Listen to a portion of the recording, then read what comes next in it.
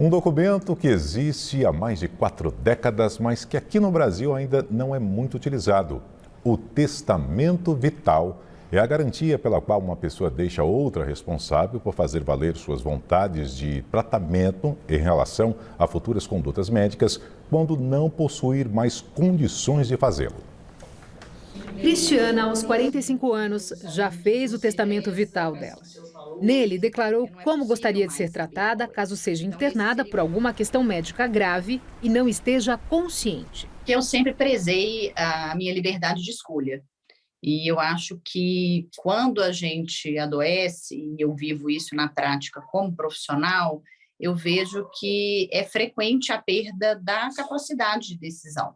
Então, eu gostaria de manter a minha autonomia até o fim da minha vida. Médica, Cristiana já presenciou tratamentos tecnológicos invasivos que manteriam o paciente vivo, mas não reverteriam a condição de saúde dele. E muitos pacientes, se pudessem expressar o seu desejo, não gostariam de estar nessas circunstâncias e ter as suas vidas prolongadas desse modo. Porém, essa decisão acaba recaindo sobre quem? Sobre um familiar ou sobre a equipe de saúde. Apesar do testamento vital existir desde os anos de 1960, quando surgiu lá nos Estados Unidos, só agora que o Brasil começa a se abrir para o assunto. No ano passado, o número de registros de diretivas antecipadas de vontade, como o documento também é chamado, não passou de 800, mas já é bem mais do que nos anos anteriores. Como não precisa ser registrado em cartório, não é possível mensurar quantas pessoas já deixaram claro para os familiares como desejam ser tratados se estiverem inconscientes ou com uma doença grave ou depois de um acidente. Na prática, um projeto de lei tenta fazer valer a vontade da pessoa, mas não há garantias de que esses direitos serão respeitados. A lei viria muito mais para trazer requisitos formais e dar mais segurança jurídica. No mundo inteiro, o maior problema não é o documento, se o documento está no cartório ou não está.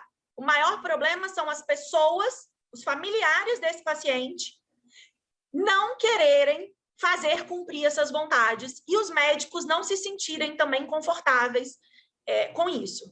A advogada especialista em direito médico criou um site para ajudar as pessoas com o conteúdo que cabe no testamento vital. Uma espécie de procuração sobre conduta médica. Só vale o que estiver previsto em lei. Não se pode, por exemplo, pedir eutanásia, que é proibida no Brasil. Mas responde a questões como: aceita ser mantida por aparelhos? O médico tem respaldo porque o Conselho Federal de Medicina já editou uma resolução em 2012 falando com o médico. Você deve seguir a vontade do paciente. Por quê? Porque a gente entende que essa vida, esse juramento hipocrático que ele fez, né, de salvar a vida, é quando nós temos uma doença salvável. Em 10 anos, a procura por testamento vital aumentou mais de 400% no país. Saltou de 179 documentos registrados em 2011 para 781 no ano passado, segundo o Colégio Notarial do Brasil. A partir da pandemia, é possível também fazer de forma remota. Qual a vantagem da escritura pública?